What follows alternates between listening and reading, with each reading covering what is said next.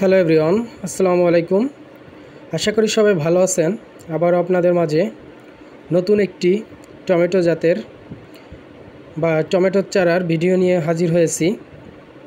আজকে আপনাদের দেখাবো কুশিয়ারা সিড কোম্পানির মঙ্গল রাজা বা অনেকে মঙ্গল ইন্দ্রা নামে চিনে থাকেন। আজ আপনাদের এই জাত সম্পর্কে বিস্তারিত বলবো বা বলার চেষ্টা করব। তাই বিস্তারিত এই জাত সম্পর্কে জানতে আমার ভিডিওটির শেষ পর্যন্ত সাথেই থাকুন। এটি হচ্ছে মঙ্গল রাজা টমেটোর চারা, কুশিয়ারা সিড কোম্পানির। এই জাতের টমেটোর আকারটা অনেক বড় হয়ে থাকে এবং এই গ্রীষ্মকালে এটি চাষ করা যায়। দেখেন, যে চারাগুলো আপনাদের দেখানো হচ্ছে এগুলো হচ্ছে সিডলিং ট্রেতে কোকোপিট দিয়ে তৈরি করা হয়েছে। চারাগুলো কত সুন্দর এবং সতেজ হয়েছে। তাই আপনারাও যদি চারা তৈরি করতে চান তাহলে এভাবেই আধুনিক পদ্ধতিতে সিডলিং ট্রেতে কোকোপিট দিয়ে চারা তৈরি করবেন। তাহলে এই চারা যখন আবার জমিতে রোপণ করবেন তখন এই চারাগুলো মারা যাবে না এবং আপনাদের দ্রুত ফলন দিতে সাহায্য করবে। কারণ যখন এই কোকোপিটে বা সিডলিং ট্রেতে চারা তৈরি করা হয় তখন সেই চারাগুলো শতভাগ শিকড়যুক্ত হয়ে থাকে এবং রোগমুক্ত জীবাণুমুক্ত হয়ে থাকে। কারণ এটি সম্পূর্ণই মাটি ছাড়া বা মাটিবিহীনভাবে এই চারা তৈরি করা হয়, যার কারণে মাটিবাহিত অনেক রোগ থেকে এই চারাগুলো সেফ থাকে। কারণ যখন কোনো চারা মাটিতে তৈরি করা হয় তখন সেই চারাতে মাটিবাহিত অনেক ধরনের রোগ হতে পারে, আর এই রোগের কারণেই অনেক সময় এই চারা থেকে আশানুরূপ ফলন পাওয়া সম্ভব হয় না। আর এই কারণেই আধুনিক পদ্ধতিতে আধুনিক উপায়ে সিডলিং ট্রেতে কোকোপিট দিয়ে চারা তৈরি করবেন। তাহলে সেই চারাগুলো সুস্থ সবল হবে এবং রোগমুক্ত হবে। আর এই সুস্থ সবল রোগমুক্ত চারা থেকেই অধিক পরিমাণ ফলন সংগ্রহ করা সম্ভব। তাই আপনারা সবাই কোকোপিটের মাধ্যমে চারা তৈরি করবেন। কারণ আপনারা যদি কোকোপিটের চারা তৈরি না করে মাটির চারাতে তৈরি করেন তাহলে দেখবেন মাটির চারা যখন তোলা হয় তখন সেই চারাগুলো অধিকাংশ শিকড়ই ছিঁড়ে যায়। আর এই অধিকাংশ শিকড় যখন ছিঁড়ে যায় তখন আবার ওই চারাগুলো যখন আবার জমিতে রোপণ করা হয় তখন অধিকাংশ চারাই মারা যায়। আর এই কোকোপিটের চারা যখন তুলে নিয়ে জমিতে লাগানো হয় তখন একটি চারাও মারা যায় না এবং রোগমুক্ত ও জীবাণুমুক্ত হওয়ার কারণে এই চারাগুলো অনেক বেশি ফলন দিতে সাহায্য করে। মাটির চারা আর এই কোকোপিটের চারার অনেক বড় একটি পার্থক্য হচ্ছে, মাটির চারা থেকে আপনি এই কোকোপিটের চারায় কমপক্ষে 10 থেকে 15 দিন আগে ফলন সংগ্রহ করতে পারবেন। কারণ মাটির চারা যখন জমিতে রোপণ করা হয় সেই চারা স্বাভাবিক হতে 10 থেকে 15 দিন সময় লেগে যায়। আর এই কোকোপিটের চারা যখন জমিতে রোপণ করা হয় তখন সেই চারাগুলো টেরই পায় না যে সে কোথায় আছে। আর এই কারণেই এই কোকোপিটের চারা মাটির চারা থেকে কমপক্ষে 15 দিন আগে ফলন দিয়ে থাকে। আর এই কমপক্ষে যখন 15 দিন আগে ফলন আপনি পেয়ে যাবেন, এটি যখন আবার জমিতে রোপণ করবেন বা মাটির চারা থেকে এই চারা আপনাকে 15 দিন আগে ফলন দেওয়ার অন্যতম কারণ হচ্ছে এটির শতভাগ শিকড় থাকে, আর এই কারণেই মাটির চারা থেকে এই চারা 15 দিন আগে ফলন দিয়ে থাকে। আর এই কারণেই অনেক কৃষক যখন 15 দিন আগে ফলনটা বাজারে উঠাতে পারে তখন স্বাভাবিক অর্থে লাভবান হয়ে থাকে। আপনাদের যে চারাগুলো দেখানো হচ্ছে এটি হচ্ছে মঙ্গল রাজা টমেটো। এই মঙ্গল রাজা টমেটোর অনেকগুলো বৈশিষ্ট্য রয়েছে, সেগুলো হচ্ছে ফলের ওজন 110 থেকে 130 গ্রাম পর্যন্ত হয়ে থাকে এবং এটি লাগানোর পর থেকে 70 থেকে 75 দিনের ভিতর ফল সংগ্রহ করে বাজারে সরবরাহ করতে পারবেন এবং এই জাতের রোগ প্রতিরোধ ক্ষমতাটা অনেক বেশি, যেমন লিফ কার্ল, ঢলে পড়া ও ভাইরাস প্রতিরোধী, এবং এই জাতের টমেটোর বীজের অঙ্কুরোদ্গম হার হচ্ছে 85 থেকে 90%। আর এই মঙ্গল রাজা টমেটোর এই জাতের গাছে বা প্রতি গাছে 1 থেকে 2 কেজি টমেটো হয়ে থাকে এবং 50 থেকে 60 টন প্রতি হেক্টর প্রতি হয়ে থাকে।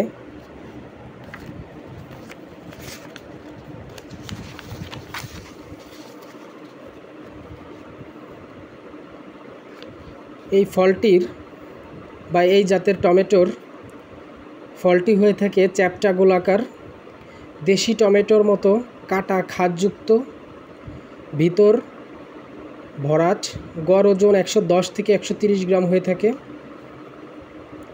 এই জাতের অন্যতম বৈশিষ্ট্য হচ্ছে লিফ কার্ল বা পাতা সংকোচন এবং ভাইরাসসহ নানা রোগ প্রতিরোধী বৈশিষ্ট্য জাতের একটি অন্যতম জাত হচ্ছে এই মঙ্গল রাজা টমেটো।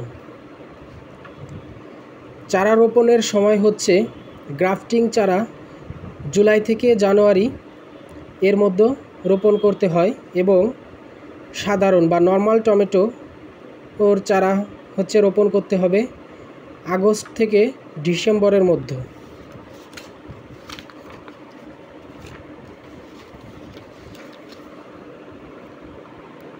তাই বলবো, আপনারা যদি এই গ্রীষ্মকালে টমেটো চাষ করতে চান তাহলে এই হাইব্রিড জাতের টমেটো মঙ্গল রাজা জাতটি চাষ করতে পারেন, কারণ এটি এই গরমে বা গ্রীষ্মকালে চাষযোগ্য একটি টমেটো জাতের মধ্যেও অন্যতম একটি জাত। অনেকেই ইতিপূর্বে এই জাতের টমেটো চাষ করে লাভবান হয়েছেন। তাই আমি আমার কৃষক ভাইদের বলবো, যদি আপনারা এই গ্রীষ্মকালে বড় জাতের টমেটো চাষ করতে চান তাহলে এই মঙ্গল রাজা টমেটো চাষ করতে পারেন। এই জাতের টমেটোগুলো অনেক বড় হয়ে থাকে এবং দেশি টাইপের টমেটোর মতো হয়ে থাকে, আর এই কারণেই এই জাতের টমেটোগুলোর চাহিদা বাজারে অনেক বেশি থাকে। এছাড়া এই গ্রীষ্মকালে দেখা যাচ্ছে যে অতিরিক্ত রোদ বৃষ্টির কারণে যে গ্রীষ্মকালীন টমেটো চাষ করা হয় সেই টমেটোর গাছের উপরে ছাউনি দিতে হয় বা পলিথিন দিতে হয়, কারণ অতিরিক্ত রোদ, অতিরিক্ত বৃষ্টি এটি সমস্যা করে। আর এই মঙ্গল রাজা টমেটো হচ্ছে চাষ করতে হলে উপরে কোনো ছাউনি বা পলিথিন না দিলেও হবে, কারণ এটি ছাউনি বা পলিথিন না দিলেও আলহামদুলিল্লাহ অনেক ভালোই হয়। এছাড়াও এটি একটি হাইব্রিড জাতের উন্নত মানের জাত হওয়ার কারণে এটির চাষাবাদও ব্যাপক আকারে বাড়ছে। তাই আপনারা যদি এই গ্রীষ্মকালে বিশেষ করে বড় টাইপের টমেটো চাষ করতে চান তাহলে এই মঙ্গল রাজা টমেটোর চাষ করতে পারেন, কারণ এটি খুবই ভালো এবং উন্নত মানের একটি জাত। তাই বলবো এই গরমে বা গ্রীষ্মকালে অনেকেই অনেক জাত করে থাকে, তবে যারা বড় টাইপের বা বড় ফলের সাইজ হবে এরকম টমেটো চাষ করতে চান তাহলে তারা এই মঙ্গল রাজা টমেটো চাষ করতে পারেন। এটির সাইজ অনেক বড় হয় এবং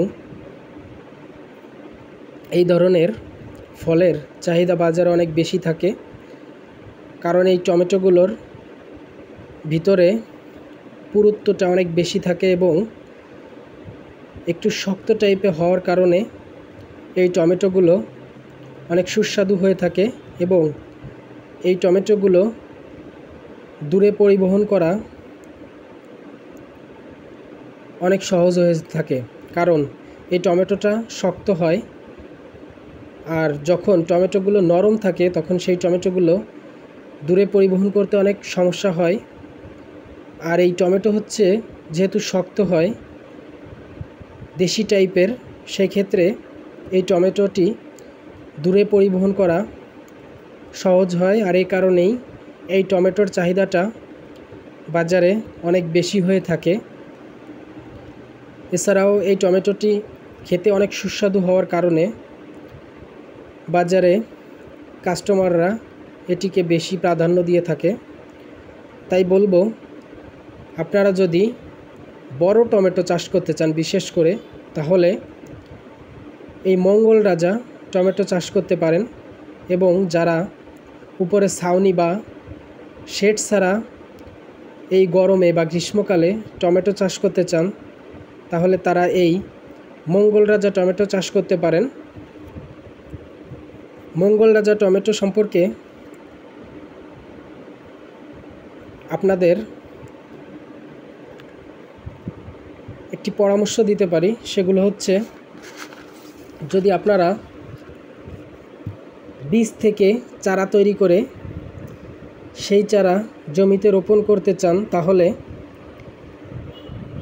ওই বীজগুলো মাটিতে দিয়ে চারা তৈরি করে সেই চারা জমিতে রোপণ করবেন না, কারণ এতে আপনারাই ক্ষতিগ্রস্ত হবেন। কারণ যখন ওই বীজগুলো মাটিতে দিয়ে চারা তৈরি করবেন তখন ওই চারাগুলো যখন জমিতে লাগানোর উপযুক্ত হয়ে যাবে, যখন ওই চারাগুলো মাটি থেকে তুলবেন দেখবেন ওই চারা তোলার সময় চারার অধিকাংশ শিকড়ই ছিঁড়ে যাবে।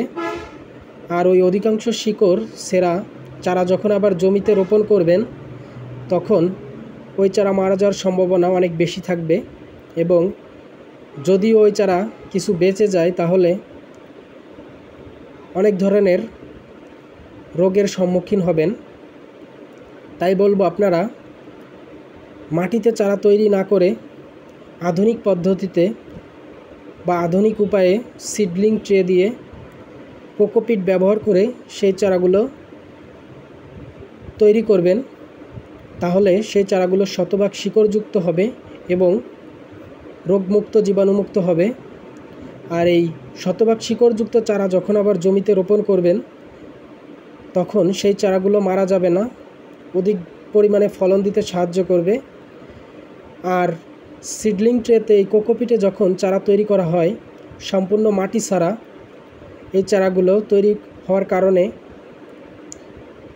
মাটিবিহীন চারা তৈরি হওয়ার কারণে এই চারাগুলো সুস্থ সবল রোগমুক্ত হয়ে থাকে, কারণ মাটিতে অনেক ধরনের রোগ জীবাণু থাকে। আর এ কারণেই মাটিতে আপনারা চারা তৈরি করে সেই চারা রোপণ করবেন না, তাহলে আপনারাই ক্ষতিগ্রস্ত হবেন। সবসময় চেষ্টা করবেন আধুনিক পদ্ধতিতে আধুনিক উপায়ে চারা তৈরি করার, তাহলে আপনারা লাভবান হতে পারবেন। তাই বলবো আপনারা সবসময় এরকম কোকোপিটে চারা তৈরি করার চেষ্টা করবেন, তাহলে আপনারাই লাভবান হবেন।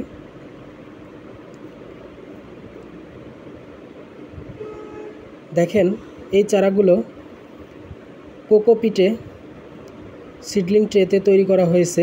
দেখেন চারাগুলো কত সুন্দর এবং সতেজ হয়েছে, এবং এই চারাগুলো শতভাগ শিকড়যুক্ত এবং রোগমুক্ত, জীবাণুমুক্ত, সুস্থ সবল চারা। আর এই সুস্থ সবল, রোগমুক্ত, জীবাণুমুক্ত চারা যখন জমিতে রোপণ করবেন, তখন স্বাভাবিক অর্থেই এই চারা থেকে অধিক পরিমাণে ফলন পাবেন। কারণ একটি সুস্থ চারা আপনাকে অনেক বেশি ফলন দিতে সাহায্য করবে, এটাই স্বাভাবিক। তাই সুস্থ সবল, রোগমুক্ত চারা তৈরি করতে আপনারা এরকম সিডলিং ট্রে দিয়ে কোকোপিটের মাধ্যমে চারা তৈরি করবেন, তাহলে আপনারাই লাভবান হবেন। আমার ভিডিওটি যদি আপনাদের ভালো লেগে থাকে তাহলে বেশি বেশি শেয়ার করবেন এবং লাইক কমেন্ট করবেন, আর আমার চ্যানেলটি সাবস্ক্রাইব করবেন। কারণ আপনারা যদি বেশি বেশি শেয়ার করেন এবং আমার চ্যানেলটি সাবস্ক্রাইব করে পাশে থাকেন, তাহলে আমি কৃষি রিলেটেড বা কৃষি সম্পর্কিত এরকম ভিডিও আপনাদের নিয়মিত দিতে পারবো। আর এই কারণেই আমার চ্যানেলটি লাইক, কমেন্ট এবং বেশি বেশি শেয়ার করবেন এবং সাবস্ক্রাইব করে পাশে থাকবেন। ধন্যবাদ।